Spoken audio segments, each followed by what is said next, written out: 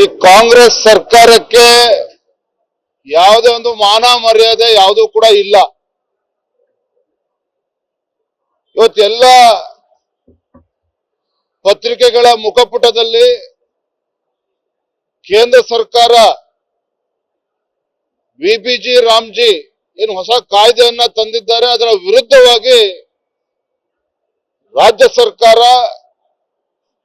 ಜಾಹೀರಾತನ್ನು ಇವತ್ತು ನೀಡಿರುವಂತದ್ದು, ಇದು ನಾವು ವಿರೋಧಿಸ್ತೇವೆ. ಈ ಕಾಂಗ್ರೆಸ್ನವರಿಗೆ ಮಹಾತ್ಮ ಗಾಂಧೀಜಿ ಬಗ್ಗೆ ಗೌರವನೂ ಕೂಡ ಇಲ್ಲ. ಇವತ್ತು ಕೊಟ್ಟಿರ್ತಕ್ಕಂಥ ಜಾಹೀರಾತು ಅಕ್ಷರಶಃ ಸಂಪೂರ್ಣ ತಪ್ಪು ಮಾಹಿತಿಯನ್ನ ರಾಜ್ಯದ ಜನರಿಗೆ ಕೊಡುವಂತ ಒಂದು ಕೆಲಸಕ್ಕೆ ಕಾಂಗ್ರೆಸ್ ಸರ್ಕಾರ ಕೈ ಹಾಕಿರುವಂತದ್ದು. ಈ ಒಂದು ಜಾಹೀರಾತಿನ ಮುಖೇನ ಕಾಂಗ್ರೆಸ್ ಸರ್ಕಾರ ಇವತ್ತು ರಾಜ್ಯದಲ್ಲಿ, ಕರ್ನಾಟಕ ರಾಜ್ಯದಲ್ಲಿ ಒಂದು ರೀತಿ ಅರಾಜಕತೆ ಸೃಷ್ಟಿ ಮಾಡುವಂತ ದುಸ್ಸಾಹಸಕ್ಕೆ ಕೈ ಹಾಕಿದ್ದಾರೆ. ಆ ಜಾಹೀರಾತಿನ ತಾವು ಗಮನಿಸಿದ್ರೆ ಎಲ್ಲ ಸುಳ್ಳು ಮಾಹಿತಿಗಳನ್ನ ಕೊಡುವಂತ ಕೆಲಸ ಈ ಕಾಂಗ್ರೆಸ್ ಸರ್ಕಾರ ಮಾಡಿದೆ. ಇದೇ ಜಾಹೀರಾತನ್ನ ಕಾಂಗ್ರೆಸ್ ಪಕ್ಷ ತನ್ನ ಹಣದಿಂದ ಈ ಜಾಹೀರಾತನ್ನು ಕೊಟ್ಟಿದ್ದು ನಮ್ದು ವಿರೋಧ ಇರಲಿಲ್ಲ. ರಾಜಕೀಯವನ್ನು ವಿರೋಧಿಸ್ತೇವೆ. ರಾಜ್ಯದ ತೆರಿಗೆದಾರರ ಹಣವನ್ನ ದುರುಪಯೋಗ ಮಾಡಿಕೊಂಡು ಕೇಂದ್ರ ಸರ್ಕಾರ ವಿರುದ್ಧ ಜನರನ್ನ ಎತ್ತು ಕಟ್ಟುವಂತ ಕೆಲಸ ಇವತ್ತು ಮಾಡ್ತಾ ಇರುವಂತದ್ದು ಅಕ್ಷಮ್ಯ ಅಪರಾಧ.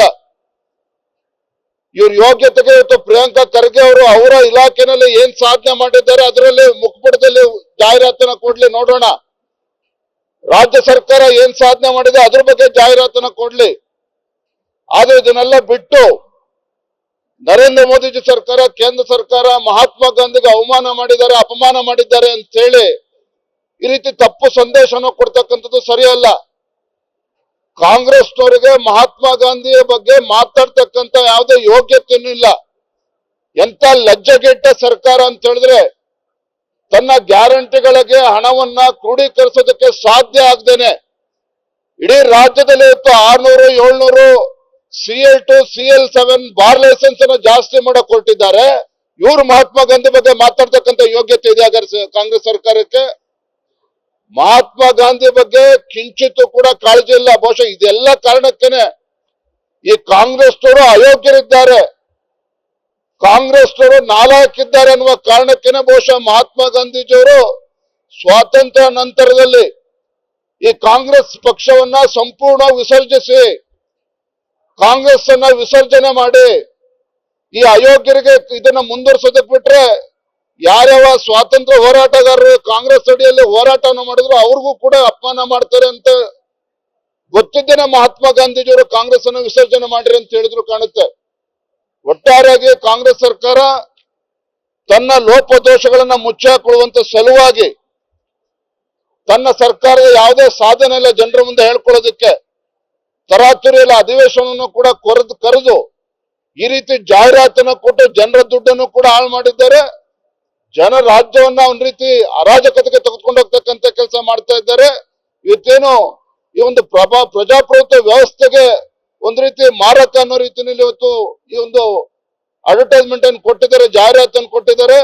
ನಾವಿವತ್ತು ಆಗ್ರಹ ಪಡಿಸ್ತೇವೆ, ಇಲಾಖೆಯಿಂದ ದುಡ್ಡು ಕೊಟ್ಟು ಗ್ರಾಮೀಣಾಭಿವೃದ್ಧಿ ಇಲಾಖೆಯಿಂದ ಹಣ ಕೊಟ್ಟು ಜಾಹೀರಾತನ್ನು ಕೊಟ್ಟಿದ್ದಾರೆ. ಆ ಹಣವನ್ನ ವಾಪಸ್ ತರಿಸ್ಕೊಂಡು ಕಾಂಗ್ರೆಸ್ ಪಕ್ಷದಿಂದ ಕೊಡ್ಲಿ, ಅದಕ್ಕೆ ನಾವು ಉತ್ತರನ ಕೊಡ್ತೇವೆ. ಆದ್ರೆ ತೆರಿಗೆದಾರ ಹಣವನ್ನ ಈ ರೀತಿ ಪೋಲ್ ಮಾಡೋದಕ್ಕೆ ನಾವು ಬಿಡೋದಿಲ್ಲ. ನಿರ್ಭೀತ, ನಿಷ್ಪಕ್ಷಪಾತ, ವಿಶ್ವಾಸಾರ್ಹ ಸುದ್ದಿಗಳಿಗೆ ಮತ್ತೊಂದು ಹೆಸರಾಗಿರುವ ನ್ಯೂಸ್ 18 ಕನ್ನಡ ಈಗ ಆಪ್ನಲ್ಲೂ ಲಭ್ಯವಿದೆ. ದಯವಿಟ್ಟು ಇಲ್ಲಿರುವ QR ಕೋಡ್ ಸ್ಕ್ಯಾನ್ ಮಾಡಿಕೊಂಡು ಆಪ್ ಡೌನ್ಲೋಡ್ ಮಾಡೋದಕ್ಕೆ ಮರಿಬೇಡಿ. ನಿಮ್ಮ ಬೆಂಬಲ ಹೀಗೆ ಸದಾ ನಮ್ಮೊಂದಿಗಿರಲಿ. ಧನ್ಯವಾದ.